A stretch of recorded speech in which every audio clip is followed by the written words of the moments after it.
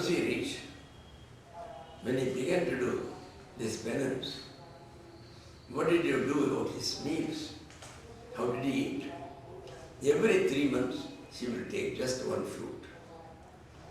In the first month, in the first period, every 3 days,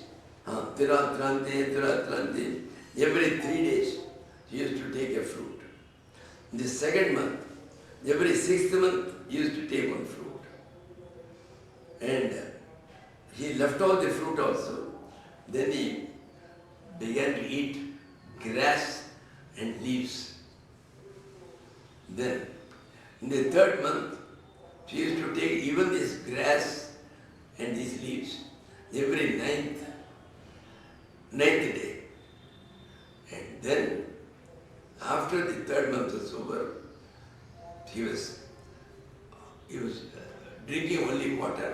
He was not taking anything solid at all. And in the 4th month, he left off even taking water. He was just eating the air which was coming. He will only eat that and he will take his energy from that. This is what he was doing.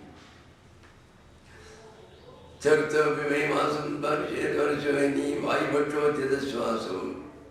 after the 4th month, not only he was eating only the air, that is called Vayubhatra. Not only that, Jidaswasa, he began to completely control his breath. When you control the breath, all your thoughts are controlled. If you stop your breath, all your thoughts will stop. There will be no more thoughts. You will be with God only. So, this is what he was doing. And when he completely stopped his breath for days together, then I told you about Shukadeva, Ekatma Bhava, where they reach a stage where they see everybody in him and he in everybody. There are 2 types of Ekatma Bhava. So in this case, just like Shukadeva, when he stopped his breath, then the breath of all the beings in the world, including that of gods, it was automatically stopped. So they wanted oxygen. There was no doctor in those days, and there was no oxygen cylinder available. So they ran to the Lord, to Lord Vishnu. Narayana, please do something about this. That boy is doing such a severe penance. We are unable to bear it. And when he stops his breath, we all become the Dhruva and our breath is stopped. We can't afford it. Please do something. Then the Lord goes, stands before him. But Dhruva does not open his eyes. He is seeing the Lord in his heart, Lord Narayana, and he is just lost in it. He is drowned in that figure which he has got in his heart. Then the Lord slowly touched his portion with his shanka, with his conch shell. He just touched it. When he touched it, he opened his eyes and saw the Lord. Then automatically he began to praise him. Yanta pravishya mamavajamimam prasuptam sanjevayatthakila shaktidhara sudhamnam anyamsya astacharanasya vranattvavadin pranannamo bhagavate purushaya tubhyam. This is the first verse in his prayers. Lord, you have entered into my inside. And then my speech was sleepy. I was not able to talk to you at all anything. And just now awakened it. I am able to talk to you. I am able to pray to you. All these things are all because of your grace. And you are the one who makes our hand, feet, eyes, all these senses work. If you are not there, the eyes will be there, but eyes cannot see. The ears will be there, the ears cannot hear. The mouth will be there, the mouth cannot talk. So, you are the one who makes it talk. Anyavasya hasta charana shravanattvagadi.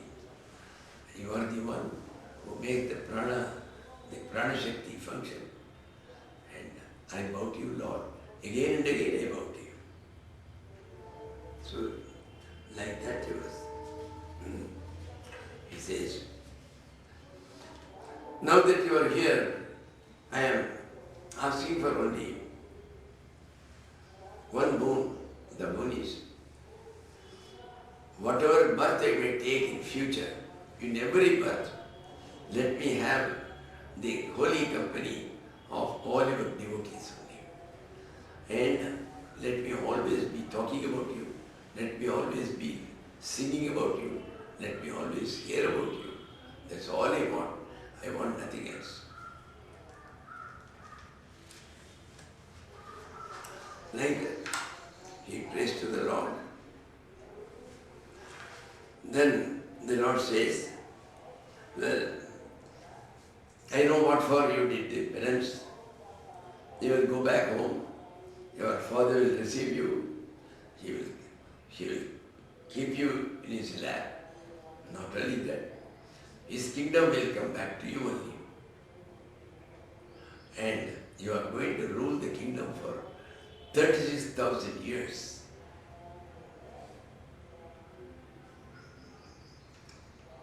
It's not in Bhagavatam, there is a story which is told in Vrindavan by those people who tell the story of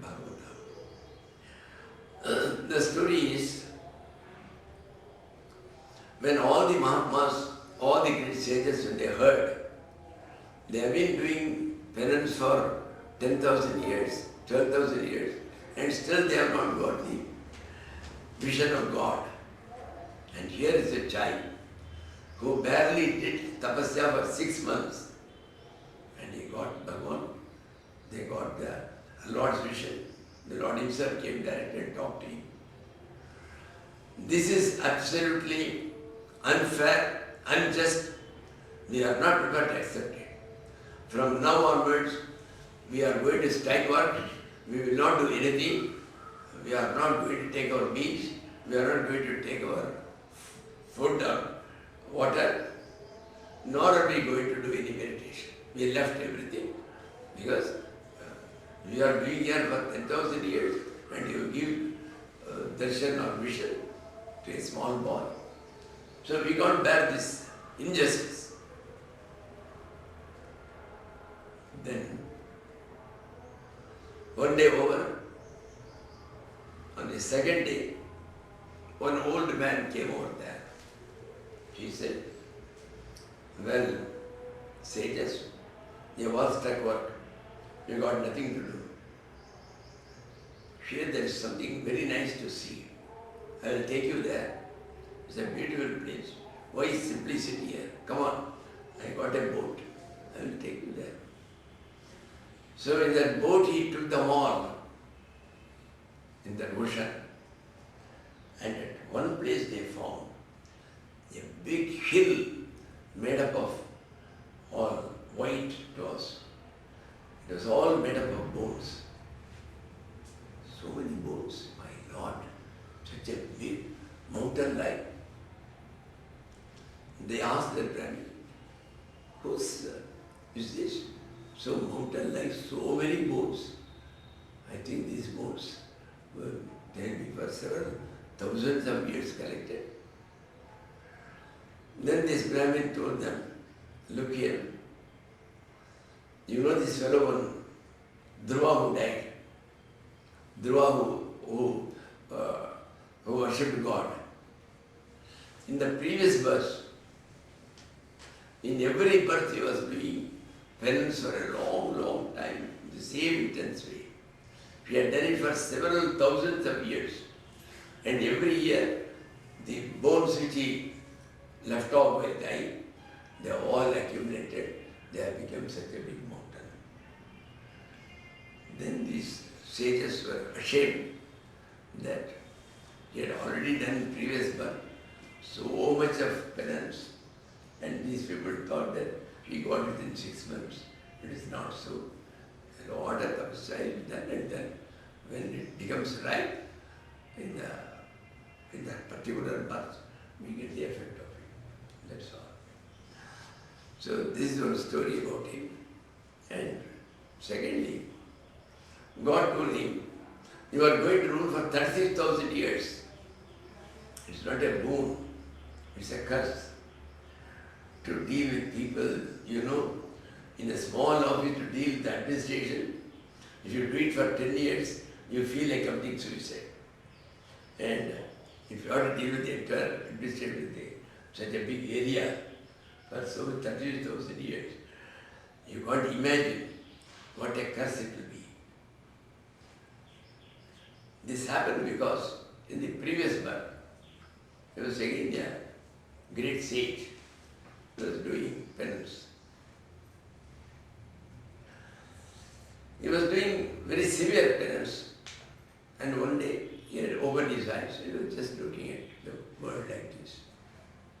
Just at that time, a king was passing through along with his entire retinue of forces.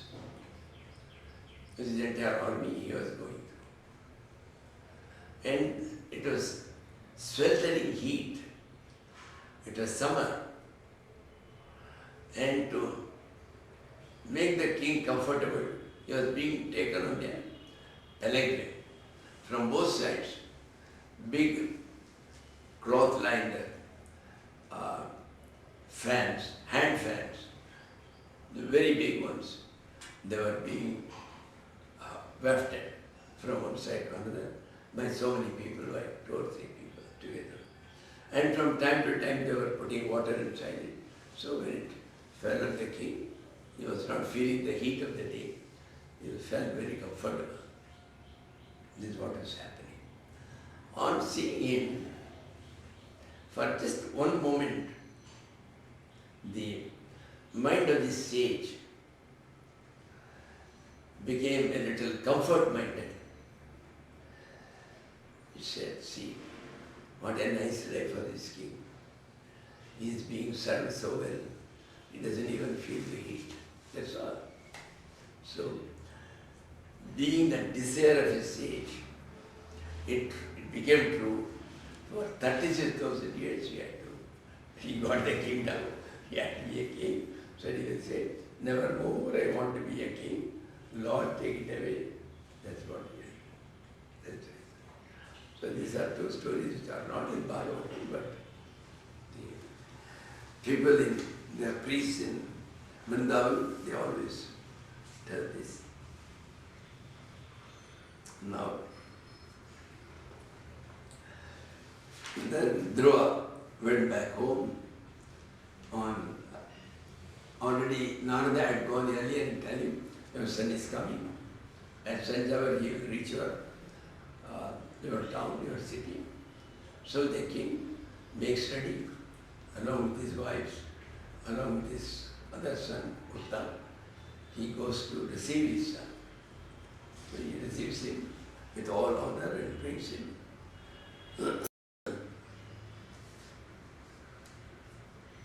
And Uttama refused to take any responsibility or kingdom. So the kingdom comes to him only. And he is a king. And one day this Uttama, his other brother, he goes to a forest for hunting. There some wild animal kills him. So he dies. No, I'm sorry, not wild animal. There, one semi-divine being called one Yaksha, he killed him by his arrows. When he heard of it, he was very angry. All the Yakshas are working under Kubera in Alkapuri. So, Dhruva went with all his army and he invaded Kubera's place. And he continuously was showering arrows with the result. 130,000 people he killed in one day with his arrows. Then his own grandfather, Swami Brahmananda, who had already gone to the heavens, he comes back and he tells, look here, I have a grandfather, please, because one yaksha happened to commit some mistake. It's not fair that you kill 1 lakh and odd people and still your bloodlust is not satisfied. You want to kill more. Please desist from this war and make friendship with Kubera and don't do such things. Well, he stops the war and Kubera also comes. He is very well pleased and he gives him some back. What boons he wants? He only says, if you are so pleased, give me a boon that you will always think of God and nothing else, nothing else. This is all he wants.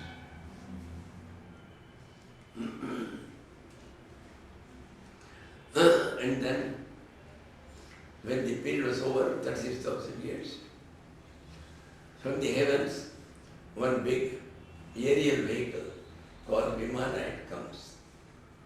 It comes down and one Sunanda from heavens, he says, Dhruvaji, please get into this. I have to take you to the feet of the Lord, where we have been given a permanent place. This is called the Dhruva Loka, the Dhruva store. You will be permanently there. And all the Saptarshis will always be coming around you. All these planets and Saptarshis, they will be coming around you. So you will be in a very honorable place. So please come. And at that time, the Lord of Death comes and then bows his head. Dhruva keeps his foot on the head of the god of death, and then she enters into the vehicle and he reaches the God's place and at the feet of the Lord, Vishnu Padam. So there she is. Even now he is standing at the Dhruva store. And thus he got a place which was praised by even gods. That's what happened. And then so many others were there. His son, his grandson, Naga and all that. They were praising the God and all that. They were worshipping the God. And one of them he was called Vena. The Vena was born to Gonanga. And this Vena was very arrogant. He said, Sarvadeva Vayo. The king has got all the devatas in him. All the gods are residing in him. So there is no need to worship any god. You worship me. Absolutely, na ishtavyam, na datavyam, na hotavyam, dija kushitya. You need not do any yaga. You need not give any money, anything, any charity to anybody. And all these things, you can give it to me. There's nothing else. Like this, he gets it proclaimed everywhere in his kingdom. And once the Saptarshis come to him, he never got up from his seat because of his arrogance. And he told them, have you stopped all your yagas and yajnas? I am the only one which you worship. Then these people saw his arrogance and then they said, oh, it's called hukara. That's why they made a big sound. As a sound effect, Vena died immediately. Vena died and his body was given to his wife. His wife was keeping good care of it. Who knows, someday he may be revived. So she was keeping his body preserved all these days. And at last what happens is, after Venas died, there was nobody else, there was no king. As there is no king, the entire kingdom was full of dacoits, robbers, thieves. So people didn't know what to do. We call it the state of nobody to rule over them. It's called Arajaka. And all people, they said, hi, know what to do. There's nobody to monitor it. There's nobody to punish these thieves and burglars and all that. So they decided, they knew that the body was preserved by her. They bought the body and then they churned, just like churning the buttermilk for getting butter. They churned his both the shoulders. Out of it came a beautiful king. His name was Prithu. Prithu was actually the God's own Amsha. It was a manifestation in a small way of the Lord himself. And he was there. And because of Prithu only, this earth was called Prithvi. Because he did a lot for this. But this story will see tomorrow. With this we stop. Hari Om. Kaya vacha mrasindri vamdhyatmanama vidya sambhava. Karomi tasagalam pasme hara ilahi samarpiyami.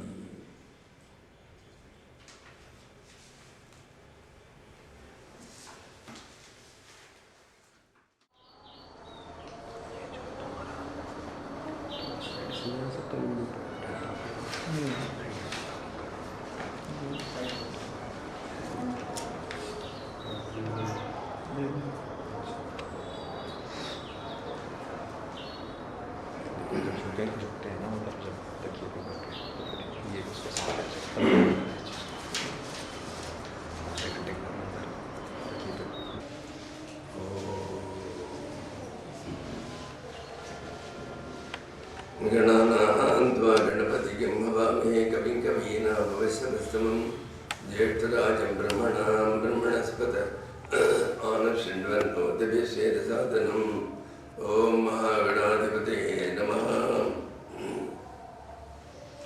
Sudashiva Samarambham Shankaracharya Madhyamam Asmadacharya Parintam Vande Guru Paramparam Sthapakaya Dharmasya Sarvadharma Sarupine Avatara Varishtaya Ramakrishna Te Namah Guru Brahma Guru Vishnu Guru Deva Maheshwara Guru Sakshat Param Brahma Tasmai Shri Gurave Namah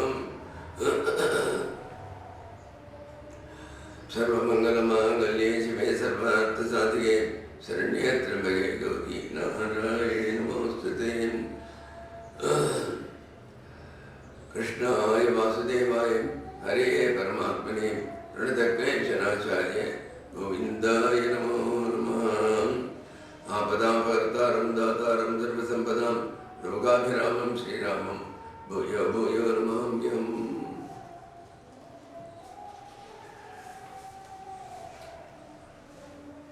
We saw that when I was a very arrogant king, so when the rishis approached him, he said, I am the only one to be worshipped. There is no other god. All the devatas and all the gods are in me. And then they had to kill him by simply by telling, oh, there's a sound effect. And he died. His wife has kept his body safe, and by churning his shoulders, the Prithu came along with his wife. Prithu, he was a very good king. As soon as he was born, he was not born as a child, he was born as an adult because there was no time to wait for him to grow and then take over the kingdom. The kingdom was beset with a lot of robbers and burglars and dacoits. So they had to take immediate action he became a king immediately. There's a practice among the kings, there was a practice among the kings that they had employed some people called Vandis. Their duty was in the morning, in the noon, and also in the evening perhaps, 3 times, they will praise the king. They will tell some verses praising the king. So as per the practice, the Vandis began to praise him. Prithu laughed at them and told, look here, you people do not know me yet, I am just born, and you have begun to praise me. How do you know that it possesses all these qualities? Praise the Lord. He alone is worthy of being praised.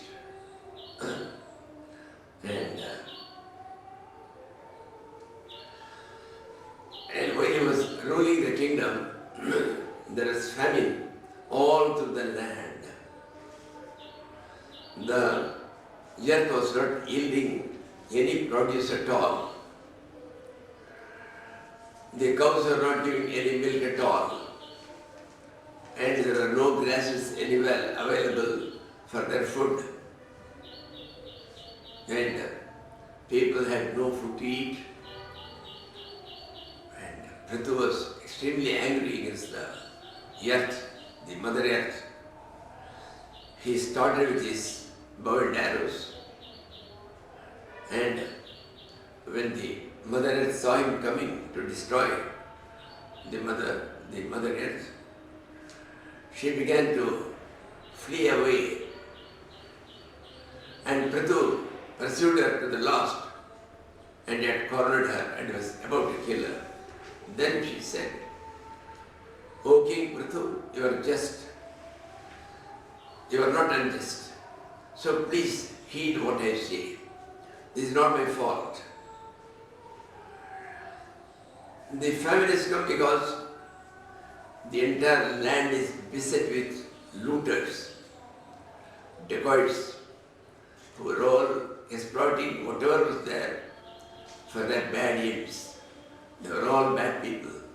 Everywhere there were bad people, and they were only enjoying me. And naturally, I began to shrink and withdraw all my bounties within myself.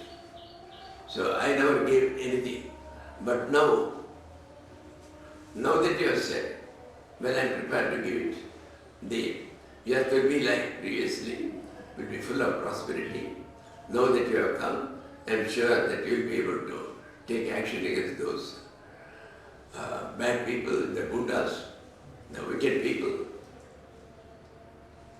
And the only condition was, the earth told, you will have to plough me back.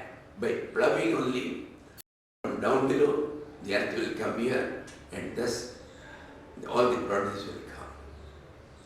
So the first time in the history, the ploughing was started by Prithu. And that's why this earth is called Prithvi. It has come from Prithu. And then Prithu did 100 Ashwamedas. It is told that the one who does 1,000 Ashwamedas, he will become the next Indra. He will become the Indra. So, the present Indra didn't want that anybody should compete for his post. He was very careful, and so he used to create impediments and obstacles in the way of people finishing their 100th Ashwamedha. So this Ashwamedha Yajna, the method by which Indra used to create impediment was, he just took away the horse, the holy horse, and he ran away in an invisible manner. But the Guru of Prithu, by his powers, He showed him where he is going. And Prithu pursued him and brought the horse back. This happened 3 times. Then finally Prithu said, I will no more spare his life, I am going to kill Indra. Then she set his divine arrow to kill him wherever he is. And Indra was really afraid. Then all the gods came and told him, don't worry, she will give you the merits which will accrue to you by doing 100 Ashwametas. So don't bother about finishing it. Allow Indra to get out. You will spare his life. And then the Lord Narayana himself came and asked him, ask a boon from me. He asked a very strange boon. The strange boon is,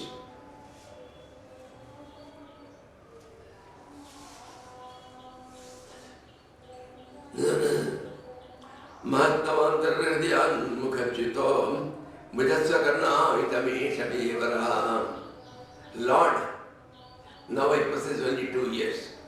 Give me 10,000 years so that I'll be able to hear the glory of the Lord and all the stories about the Lord from the lips of great Mahatmas and saints.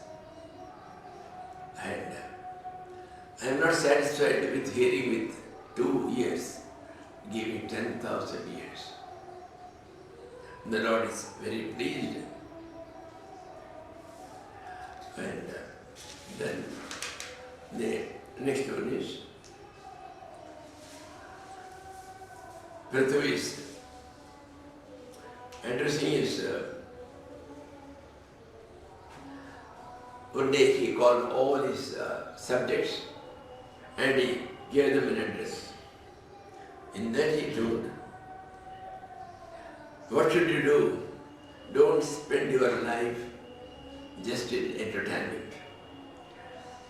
Tameva yuyam bhajatatma vrittibhi manovachaka yagunesvakarmebhi. That Lord, by all means you worship Him. You worship Him in your action, you worship Him through your mind, thus you worship Him from all points of view. And He will give you what all you want. Thus, he advised them. And after a few years, now Prithu is becoming old. At that time, Sanatkumara, one of the direct mental descendant of Brahma, the creator, he was just created by his mental powers.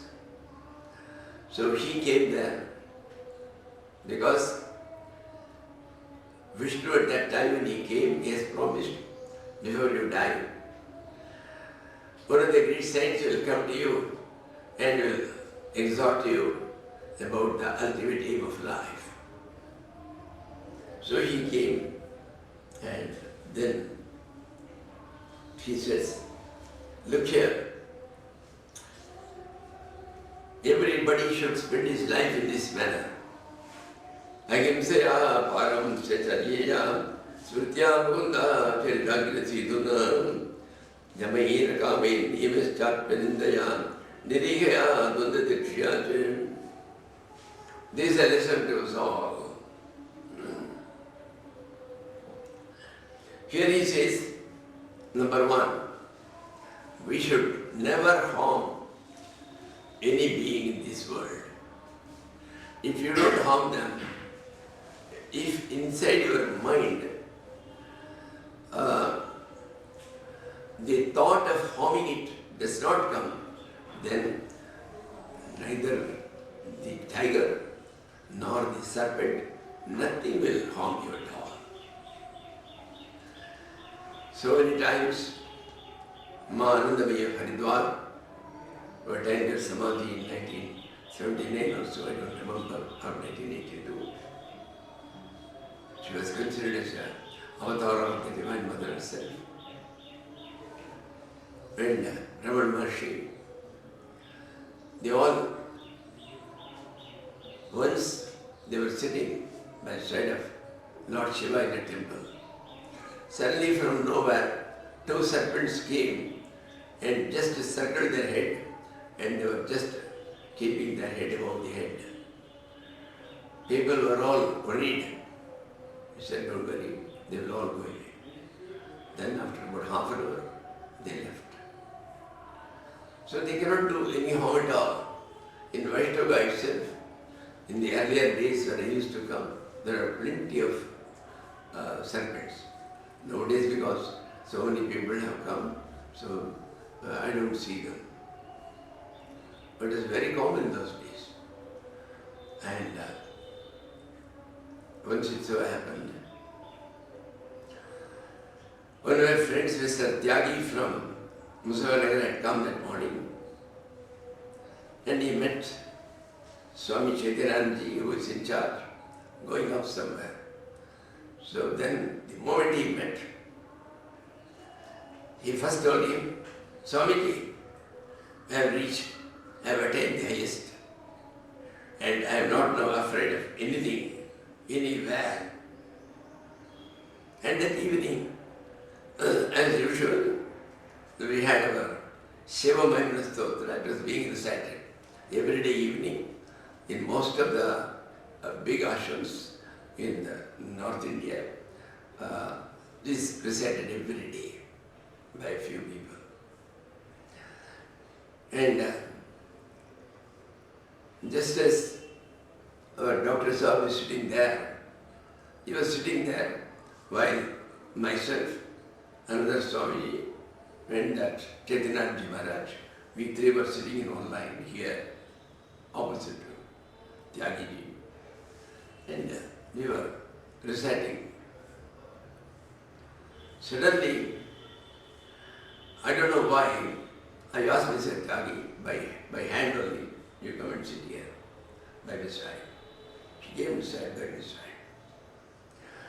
Within 2 seconds or 3 seconds perhaps, in the same place where he was sitting, the big serpent came and he was sitting, and was sitting there.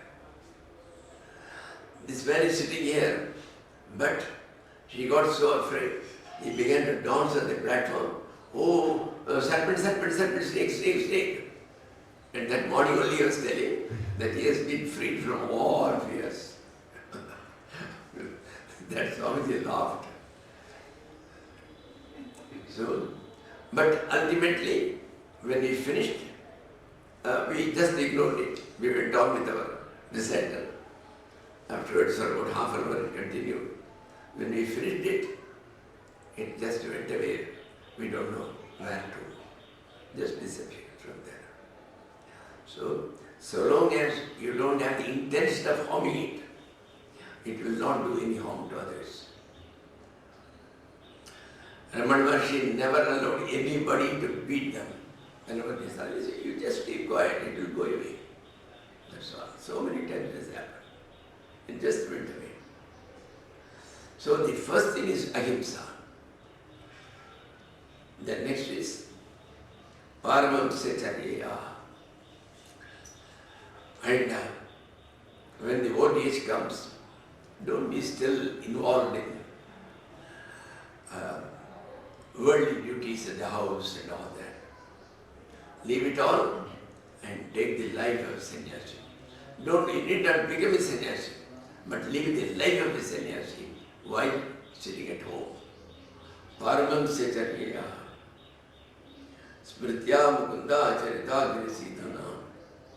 And always think of the stories and the glories of the Supreme Lord. Going on, thinking of them. Yamai Rakamai Niyamescha Penindaya. Yama Niyama are two disciplines which are prescribed in this ladder of spirituality. Yama is a thing which they should should not do, not to do. That is, Brahmacharya or continence do not go to the other sex. Then do not steal anything from others. Sometimes we are not even aware that we are stealing. There is a case when a gentleman every day used to bring one lemon and give it to Ramakrishna Paramahamsa. He was daily accepting it. This went on for about a year.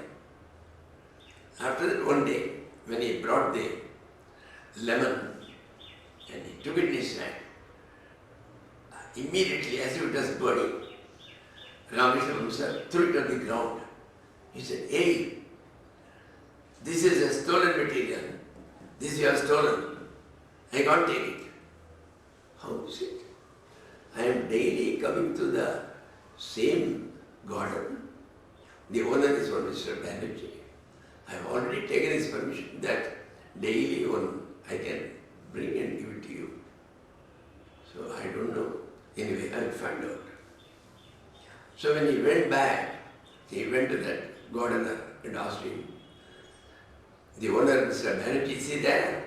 He said, "What? Banerjee has already sold the Mukherjee and gone away. Yesterday evening, Mukherjee has taken over the house. So naturally, he has not taken the permission of the new owner. So it was stealing." So that is how, it is very subtle, these things. So they say Brahmacharya, Asteya.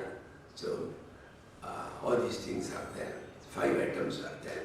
7 there are niyamas. Niyamas are what to do. Shaucha, that is keep yourself always clean, and all these things are there. There are various disciplines which are given to do. So not to do and to do. All these things one should do.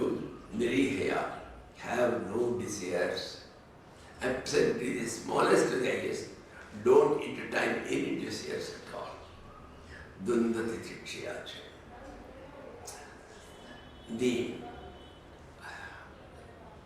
The opposites, the opposite twins. Say for instance, heat and cold. Try to bear both heat and cold. Try to bear both joy and sorrow. Like that. Wherever these things are there, the opposites are there. Try to bear both. And that's called the diksha. So, he just as this is what was told by Sanatkumara. Indriya Vishyakrishtayi Achiptam Dhyayadamana Chetanam Haridaya Buddhe. See, our senses, like the eyes, the ears, they are all attracted by the worldly objects. Some worldly object is very beautiful, your eyes are only glued to it. And you hear a beautiful song, your ears are glued to it. But all these things are going to take away your ability to go on the ladder of spirituality. So as such, ignore them all. Ignore music, ignore dance, ignore delicious foodstuffs, like that. Whatever is attractive in the world, we have to ignore them. Do not get attracted by them. Then, Naguryat Karichit Sangam Tamastivram Didirtu.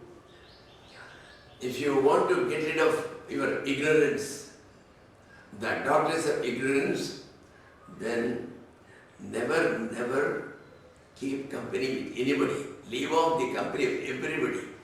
See, at one stage we say, seek the company of holy men. But a stage should come when even that should be left. You should be able to live alone with your thoughts of the Lord. That's essential. So, Satsangatve Nisangatam. The Adi Shankara has told, by going on doing satsanga, what you get is absolutely no attachment to anything. No attachment even to the holy company. That sort of thing will come. They are all, in due course they will come.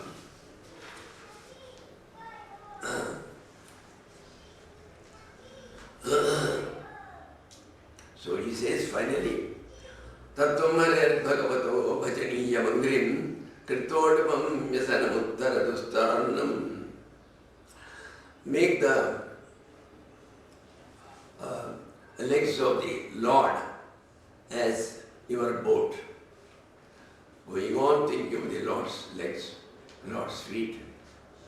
Make that Lord's feet as your boat, and then this entire samsara sagara, the ocean of this phenomenal world, you can cross it very easily only there.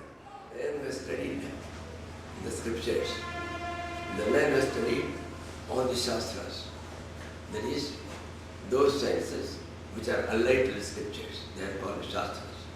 Mimamsa, Tarka, so these are all called Vyakarana, these are all called shastras. They are based on the Vedas only. And such a person who is almost up in the ladder of spirituality, what jobs can you give? He says, Senadipatyancha Rajyancha. You can make him your commander-in-chief of the army. And the entire kingdom can be given, you can make him a king. Then the Netritvam Evacha, you can make him a judge. And Sarvalokadipatyancha, you can make him in charge of all the various worlds. This is only one of the worlds. There are total supposed to be 14 worlds, 7 above and 7 below. 7 below, Atala, Satala, Talatala, Patala, like that there are. Similarly on the top, Mahaloka, Janaloka, Brahmaloka, like that there are several. There is about 7 lokas, total 14 lokas. You can make him in charge of all the 14 lokas, like that. So thus, we told him that in due course, Prithu retired from his kingly life. He went away. He was just taking the dry leaves as his food. And after some time, he left that also. He began to drink only water alone. Then after some time he left that also. He was only drinking the air. From the air he was able to take the necessary energy for himself. Thus, like that. Then in the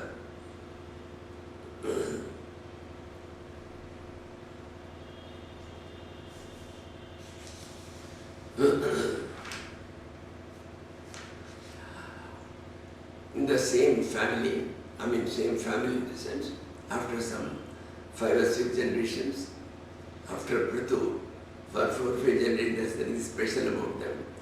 Simply they are given the names of the various kings who ruled after Prithu.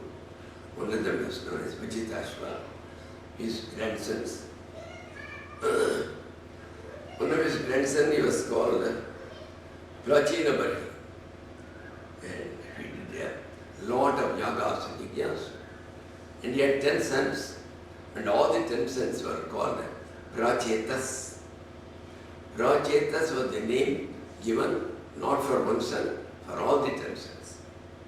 They were all known as Prachetas. And he told his sons, now my dear sons, you have been created only for expanding the creation in this world. This is still now in the embryonic stage, so we have to expand it.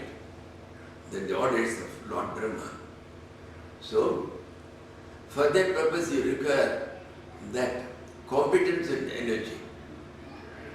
You go and do penance for a long time, then the Lord will bestow me with the necessary competence for that purpose.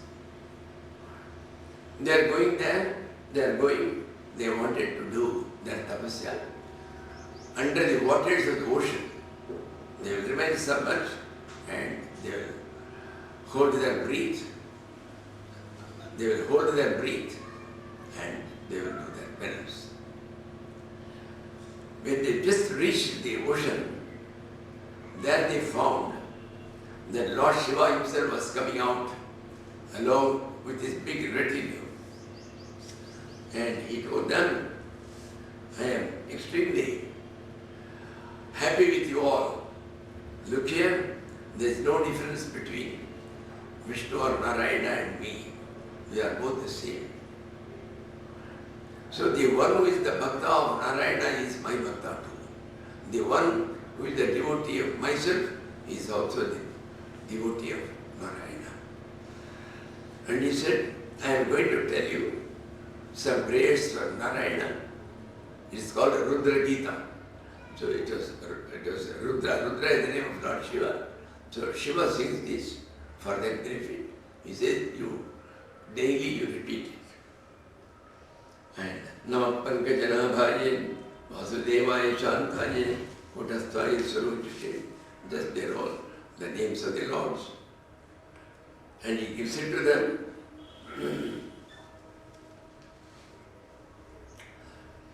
And he tells, look here, for reaching this stage, the higher status in spirituality, initially you do require the company of holy men, the company of the various devotees. Only when you are in that company, you get their vibrations, you get their inspiration, you get inspired, and then in due course, you also become a devotee. And he says, Kshanadhyena Pituliyam na swargam na panadbhavam bhagavat sangisukasya matyanam kimtvajitanam. If somebody spends even half a second in the company of some holy men who are devoted to the Lord alone, even heavens, if somebody gives Surga, it is not equal to that benefit which you get in that half a second. The benefit which you get in half a second by remaining in the company of devotees is immense. You cannot compare it with anything else. They are all absolutely down below in the scale. Similarly, even if you get moksha, he says, even the moksha is nothing compared with the hours, with the minutes which are spent in the holy company of saints. You see, once Narada asked the Supreme Lord Mahavishnu, Sir, please tell me, what are the advantages in having satsanga? That is, the company of holy men, the company of the devotees of the Lord. The Lord said, look here, I got a lot of work to do. I can't be talking to you. What you do is, you go to the earth. You go to that place in UP, near Hathras. There you go to Sanjay's house. There in the backyard of this house, they have kept a lot of cow dung. In that cow dung, for a long time there has been living one fly. You go and ask, it will tell you what is the benefit of living in the company of holy men. So Narada goes there. He finds that fly and asks that, and at the moment he goes to the fly, he asks, Fly, could you please tell me what are the effects of satsanga, living in the company of devotees? He said, I am sorry, I have no time, because I am just now going to die. What you do is, you go to Sanyas house in Haryana. And there, in Sanyas house, a dog is being born. You be there and inquire that puppy as soon as he is born. Please tell me the effects of satsanga. That will tell you. Okay? Narada goes there. When he finds that house, the moment he saw that puppy which was just born, he asked him the same question. The puppy said, "I am very sorry, I got no time to tell you, I am going to die just now." What is this? So, but what you do is, in Sajjan's house, in Punjab, one small calf is going to be born to a cow. So you go there and ask that calf, it will tell you the answer to your question. He goes there and asks that calf, "Please tell me, what is the benefit of the holy company or the company of saints? I am very sorry, I am now going to die." So, you better go to the king of Darbhanga in Bihar. He is going to have a son. And you ask that son, he will tell you the truth. Oh my Lord. Wherever I go, immediately he dies. So, if I go to that king with this face and if his son dies, that's all, they will hang me. So, he put a mask. And then he goes there. And he tells the king, "A child has been born to you, I just want to see that." Okay, because he's a great saint. He makes him sit there and brings that child. He asks the child the same question. The child doesn't die because he has put a mask. He doesn't see his face, but he knew who is asking the question. He said, "Narada," it laughed. "Narada, even though I have not learnt, the answer to the question is already there. I was the fly. Because of your satsang, I immediately died and I got a promotion as a puppy. Again you came, again I entered satsang. Again as a result only, I got further promotion. I was born as a calf. And again, I got a further promotion because again came there. And now I have been born as the son of this king. What else do you want to know?" He goes back. So that's the effect of satsanga. These are all stories that are told. We don't know the basis. We have not written any books, but